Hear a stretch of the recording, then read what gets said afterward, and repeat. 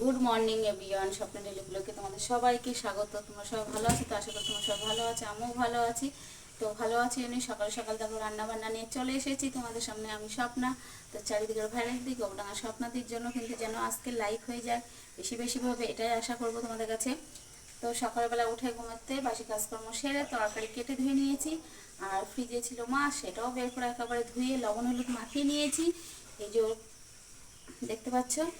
আর এদিকে করবো এই যে ঝিঙেও কেটে নিয়েছি, ধুয়ে নিয়েছি। তো এই পর্যায়ে গুছিয়ে নিয়েছি। এবার দেখো এদিকে ভাত বসিয়ে দিয়েছি আর কড়াইতে তেল দিয়ে দিয়েছি। এখন মাছগুলো ভাজবো।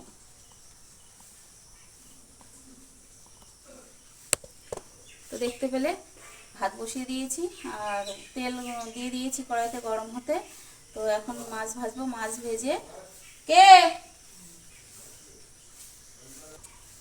ওই ছেলের একজন এসছে টাকা মারবে ফোনে, তাই ডাকছিল, তাই আবার গেটটা খুলে দিলাম। তো এদিকে তেল আমার গরম হয়ে গেছে, কিন্তু এবার আমি এক এক করে মাছের পিসগুলো তেলের পরে ছেড়ে দেবো।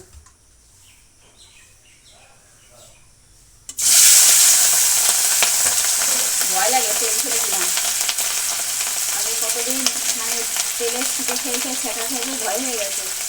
এখানটা একটা ছিল কালো দাগ, পরিষ্কার হয়ে গেছে, যেখানটা উঠে গেছে পুরা পুরা দাগটা।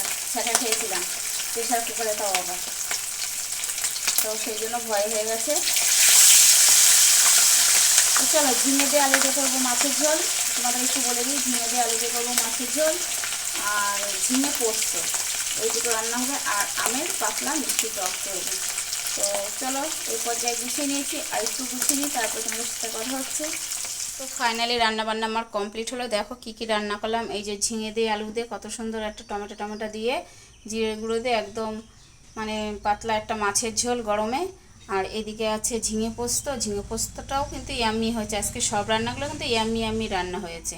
যেমনি ঝিঙে পোস্ত, তেমনি ঝিঙে দিয়ে আলু দিয়ে মাছের ঝোল, আর তেমনি পাতলা আমের মিষ্টি টক। ওফ, একদম রান্নাগুলো জমে ক্ষীর আজকে। ইয়াম্মি রান্না হয়ে গেছে আজকে। আর হাঁড়িতে তো আছেই গরম গরম ধোয়া ওটা ভাত, সেটা নিয়ে তো আর কোনো কথাই হবে না। তো যাই হোক, চলো রান্নাবান্না এই অবধিই ছিল আজকে। তো ফাইনালি রান্নাবান্না কমপ্লিট হয়ে গেছে, তোমাদের দেখিয়ে দিলাম। তো আজকে আমার রান্নাবান্না কার কীরকম লাগলো অবশ্যই তোমাদের মতামত জানাবে। আর এখন কিন্তু আমার গলা অবধি কাজ পড়ে রয়েছে, মানে চোখে মুখে দেখতে পাচ্ছি না কোনটা আগে সারবো কোনটা পরে সারবো। এদিকে যেতে হবে রেশনে, যেতে হবে পোস্ট অফিসে, তারপরে তো ঘরের কাজ এভরিথিং পড়ে আছে।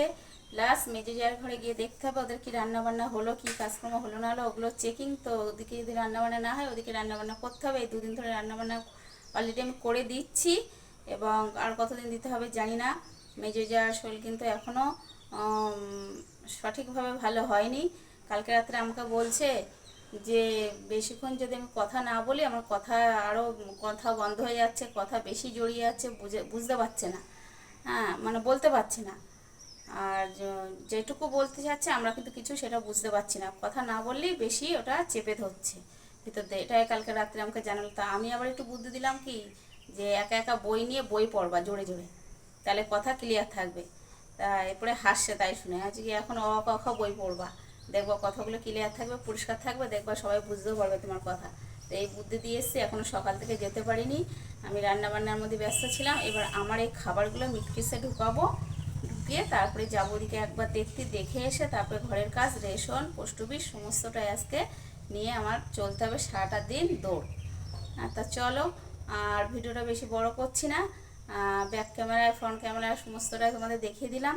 তো ভিডিওটা যদি ভালো লেগে থাকে অবশ্যই লাইক কমেন্ট শেয়ার করে দেবে। আর চারিদিকের ভাইরাল থেকে গোবডাঙ্গা স্বপ্নাদির জন্য একটা লাইক হয়ে যাবে, কমেন্ট হয়ে যাবে, শেয়ার হয়ে যাবে, ঠিক আছে? তো চলো, দেখা হচ্ছে কি আগামীকাল নতুন আরেকটি ভিডিওর সাথে। তো চলো, টাটা।